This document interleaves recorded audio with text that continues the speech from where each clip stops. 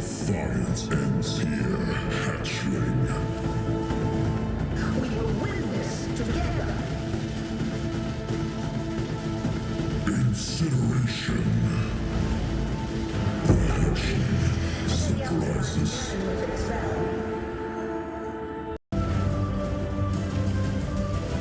We carry his sentence. Where that came from. Face your destruction. Feel the pull of the void. No! Impossible! How? This isn't over. This will never be over.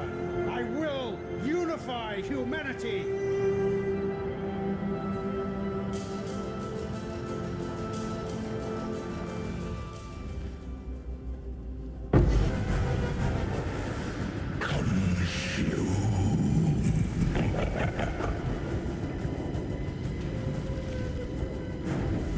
Be gone! I need more mana.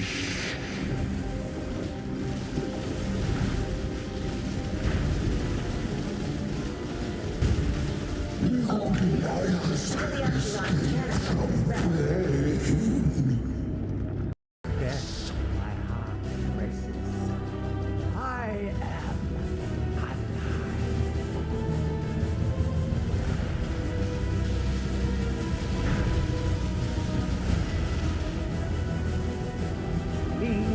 Is an illusion. He is doomed. Everlasting fire. You are done.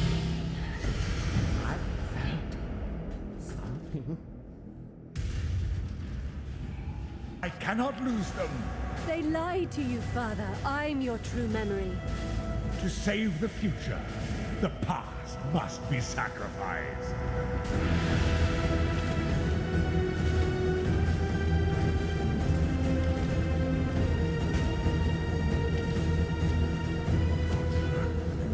God.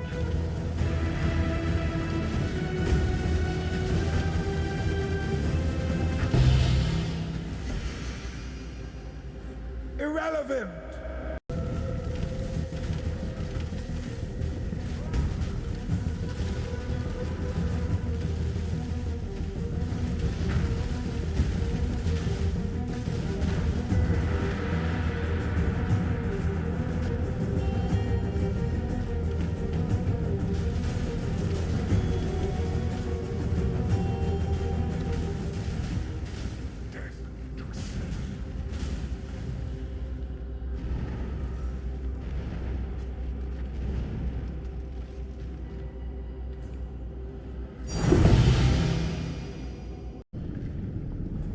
Put on a good show. Struggle or strangle. For purity. Another challenger? Temporal tears. Another I challenger? need more mana. Let his power be known. Time to up the stakes. Protect its children. It's time to up the stakes. Twin the terrorists. You trespass. Rip of the infinite. Shadow, rise and fight. I need more mana. The veil of safety and security.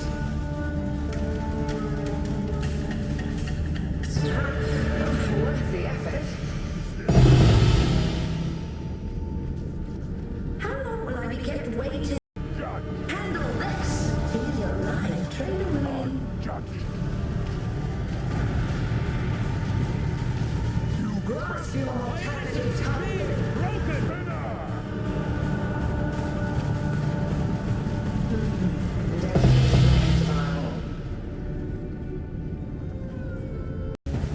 God awaits us. Your soul burns for me. When I'm ready, Kurlama. and not before. Power divine.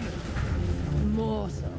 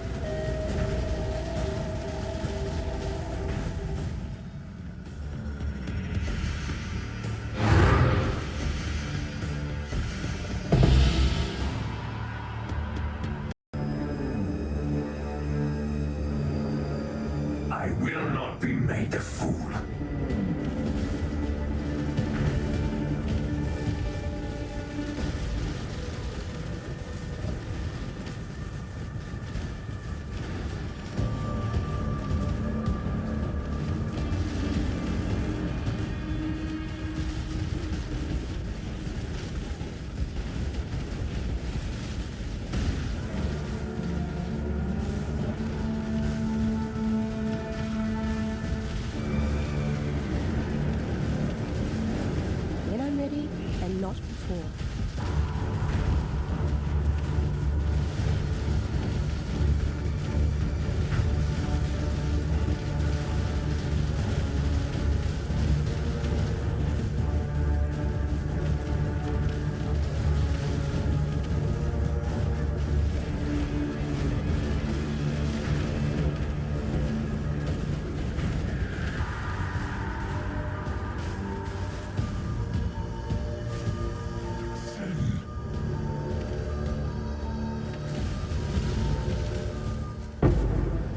So be it.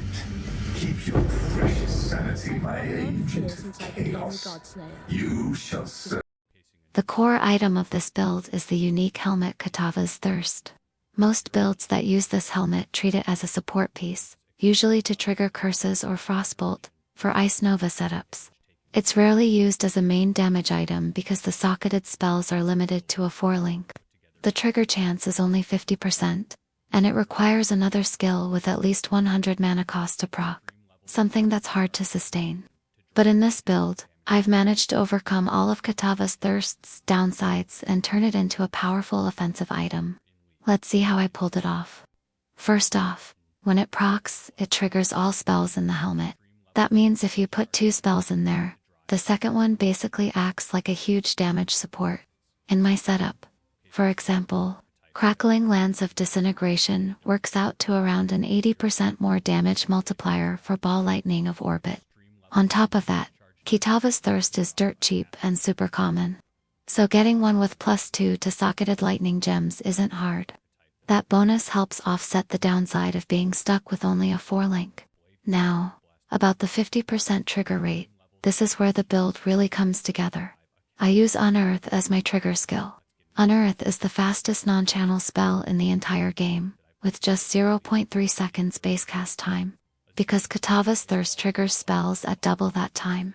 This translates to about 0.6 seconds base cast time, for whatever you socket inside. So, if you use spells with a higher base cast time, Kitava's Thirst is actually giving you a big cast speed boost. For instance, Crackling Lance of Disintegration normally has a 0.75 second base cast time, but when triggered through Kitava's Thirst with Unearth, it drops to 0.6 seconds, which is around a 25% more cast speed. Finally, the big issue: mana sustain. To solve this, I use the new tech introduced this league, Runegraft of Recompense. It's a perfect fit for Unearth, because Unearth always pierces and therefore can't chain, so every cast is counted as an unspent chain.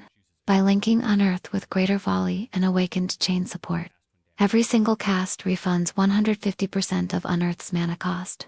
This makes sustaining the high mana requirements of Kitava's Thirst completely trivial, and allows the helmet to function as a true offensive powerhouse, rather than just a support item. Annihilating Light is one of the most powerful weapons in the game, providing triple damage for elemental skills. However, it's rarely used because its major downside makes capping resistances extremely difficult. In this build, I've solved that problem by converting 100% of lightning and fire damage taken to cold and chaos damage. This is achieved using Divine Flesh, a Purity of Ice Watcher's Eye, and Sublime Vision. With this combination, we only need to worry about cold and chaos resistances. Since Divine Flesh converts half of our elemental damage taken to chaos damage, I'm using Doppelganger Guise to further reduce both chaos and physical damage taken, making the build incredibly tanky. The second major component of this build's damage comes from the newly introduced Coiling Whisper Ring this league. By using a mirrored ring with reduced curse duration modifiers and linking Hextouch support to Unearth and Temporal Chains, we can achieve 99% reduced curse duration on temporal chains. This allows us to easily stack 45 Soul Eater buffs for massive cast speed. This build only needs 2% cooldown recovery rate to reach the trigger breakpoint for Kitava's Thirst. You can easily get this from a jewel or from a Boots Implicit. This brings Kitava's Thirst to a 10.1 triggers per second rate cap when accounting for server ticks. The ideal cast rate for Unearth is therefore 10.1 casts per second, which is easily achievable with just the Soul Eater buff.